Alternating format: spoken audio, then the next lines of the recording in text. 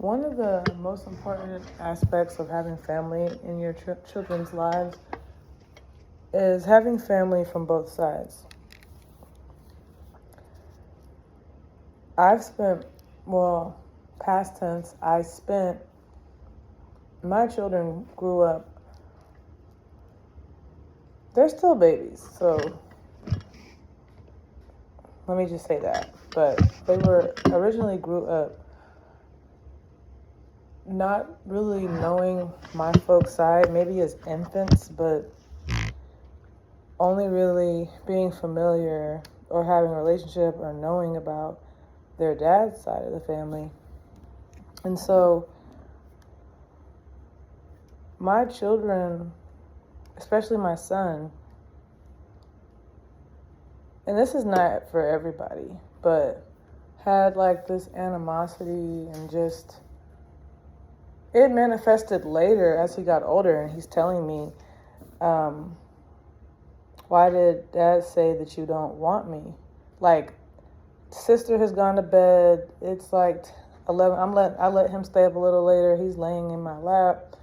I'm playing the video game. He's supposed to be going to sleep. And he just out of the blue asked me that question. And my son is not the type, he does not like to go deep. It's cringe to him. He's funny. He's only 7, but he does not like cringe. S-H-I. She. And so I knew he wasn't joking. And so I was just like, I just told him, I was like, I have never said that. I said, I don't feel that way at all. Of course I want you. Do you really think I would be taking care of you and your sister every day if I didn't want you? I said, if I didn't want you, you guys would be with your dad. I wouldn't have you. You wouldn't be with me. And I told him, I was like, I was going to wait till you were older to tell you this, but in that moment I told him, I said, I never wanted kids. I didn't want to be a mom. I did not want my own kids. I said, your dad has always wanted to be a dad. I said,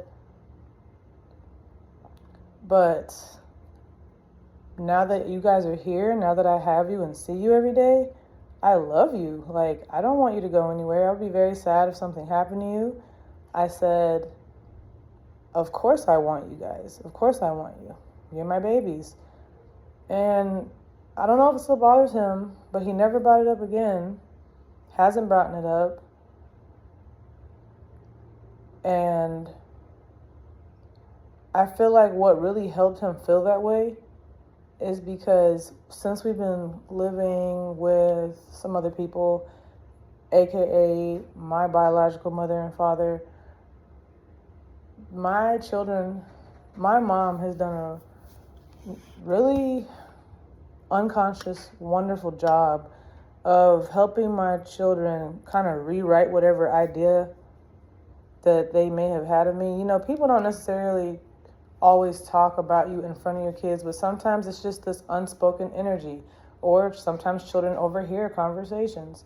And so it felt like something was going on. And so it's just nice I didn't have to clear the air. I didn't have to do anything. I really can only thank my mom for just, even my dad was part of the equation as far as telling my children how much their mom loves them and like breaking it down to them. I have overheard them countless times tell my kids, your mom really loves you, right? She would do anything for you. The reason why I'm saying they need both sides is because my kids didn't even have anyone in their life to tell them, hey, your mom is amazing. And so it's easy for the narrative to be controlled when there's nothing to balance things out. And I originally felt like my folks were overdoing it. Like, okay, this is becoming a daily reminder for them because they were kind of spoiled. And even though I have done a lot of specific things, I have my degree, I've done a lot of intentional things, specifically with early childhood and development, it's like there was still this disconnect with my son. And I couldn't figure out what it could have been. And now I'm just like, well, maybe, when you're not around people who exactly, like it's going to be hard for children to see that, it's not just this parent you should love and respect, but this parent also does a lot for you and no one talks about it. And so to come down here in this and just be in this environment where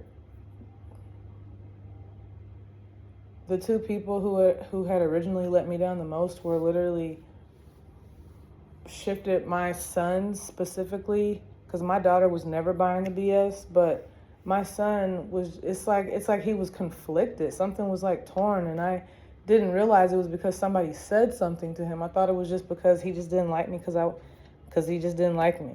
And so ever since we've had that conversation, that late night convo, everything has been really nice. He's been a lot nicer to me, and we've just been really cool. Like, if I was a boy, I would say, I'll still say, like, we've really become like bros.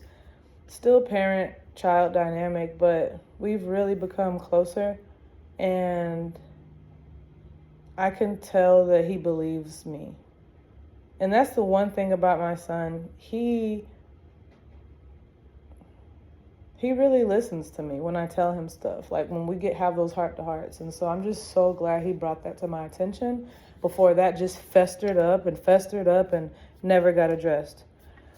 And so, yeah, the importance of having both sides is because you can't control what one side of the family is doing. That one side of the family is only going to cater to their bloodline. And no one really thinks about that, but yeah, they need to have both sides, because they need to understand that both of their parents are working hard, both of their parents care, and that despite what they may overhear or whatever energy they might be around, both of their, that other parent is sacrificing a lot, and is doing it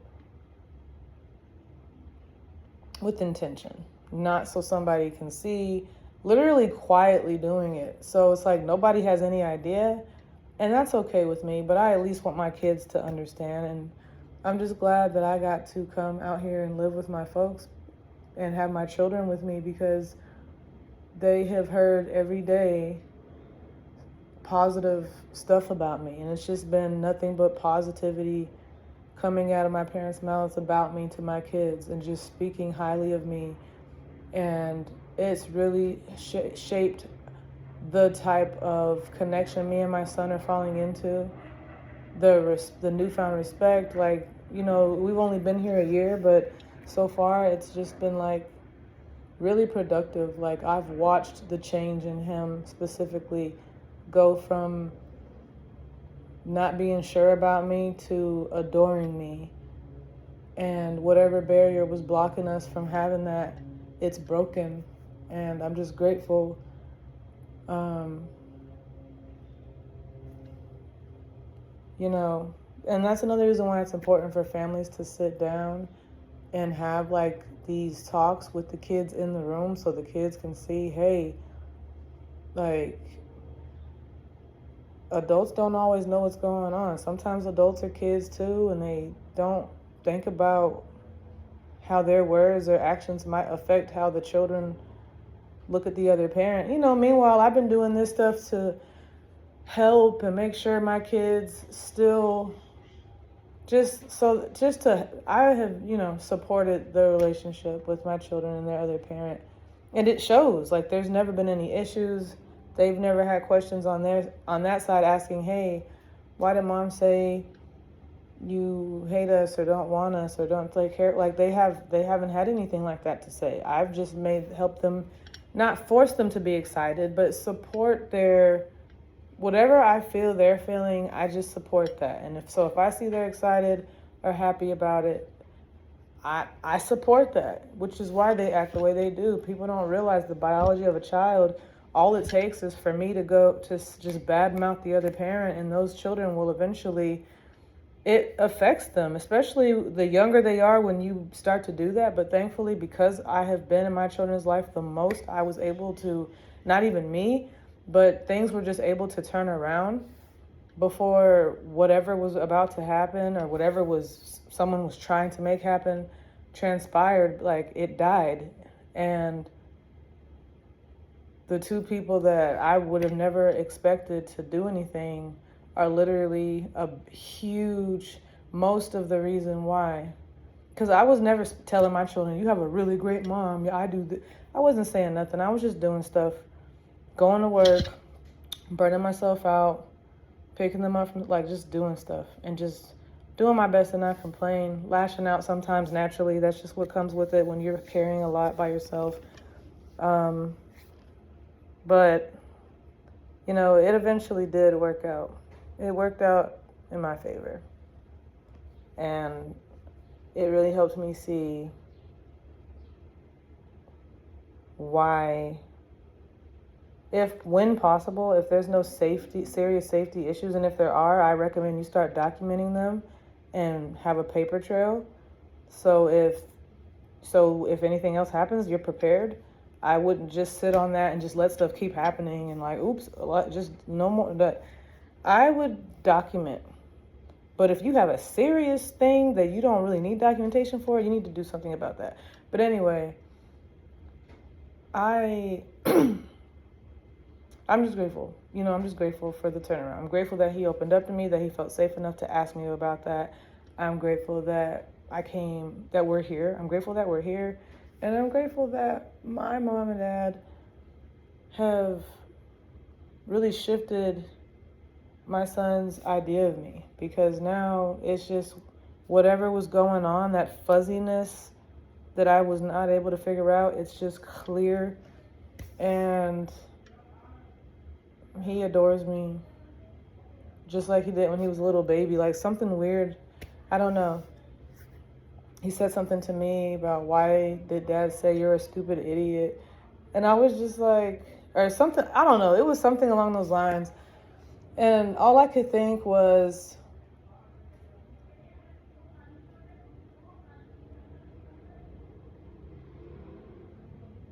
thank you for asking. Thank you for not just sitting here and holding all this stuff for years and years. Thank you for asking while you're still kids so we can correct these misunderstandings. Because I'm not the type to go, hey, the kid's like, no, if there's no safety issue, you're not going to hear from me. Like, these little misunderstandings, talk. All you got to do is just talk to your children. Children know. They know. And my son is very intuitive, and I'm just grateful for even that. My children are really different from other kids, and they are very intuitive and sensitive to energy and words. And so they're very special, very precious children. And I just, I thank my mom and dad for pouring life into my children, about me, about themselves, helping them feel more confident about themselves, because they weren't just pouring life into them about their mom. I can go down the list of the things they were saying about me to my kids, but it really doesn't matter. All that matters is that it's countless times on a daily basis that they're, not daily, but super frequent, multiple times a week, like telling my kids things that they've never heard about me. Because at first you would see their eyes kind of lighten up, like, really? Like, she is? Like, they really didn't realize. And so having somebody point it out, it just really did some powerful stuff that can't be broken. And so for that, I am super, super grateful, man. Super grateful. Super grateful. And it just reminds me to make sure I surround myself with people who do see my light, who do see the good in me and see the beautiful person I am. Because you never know what's going on when you're not around, and I don't know. It's best to set yourself up for success in any way you can. And it's good to give people the benefit of the doubt, but in my case, sometimes that backfires, and sometimes it's best to just be a step ahead. And in this case, it all worked out. My son has opened up about whatever he was told. And on top of that, my folks are pouring into them, speaking life into them, telling them stuff that I don't even know if they've been told by anybody else, but really just supporting my dynamic instead of doing dumb, lazy stuff, like actually trying to support my dynamic. I just appreciate it. It's done a lot for me and my children's relationship to be around that, because I feel like before there may have been this separation, but now they really see, like, okay. And it just helps bring the whole thing together. You couldn't see my hands, but I was literally like, don't worry about what I'm holding in my hand. And then, you know? So it's like, if there's a God, thank you, God, for looking out. You really looked out. That could have been real bad. So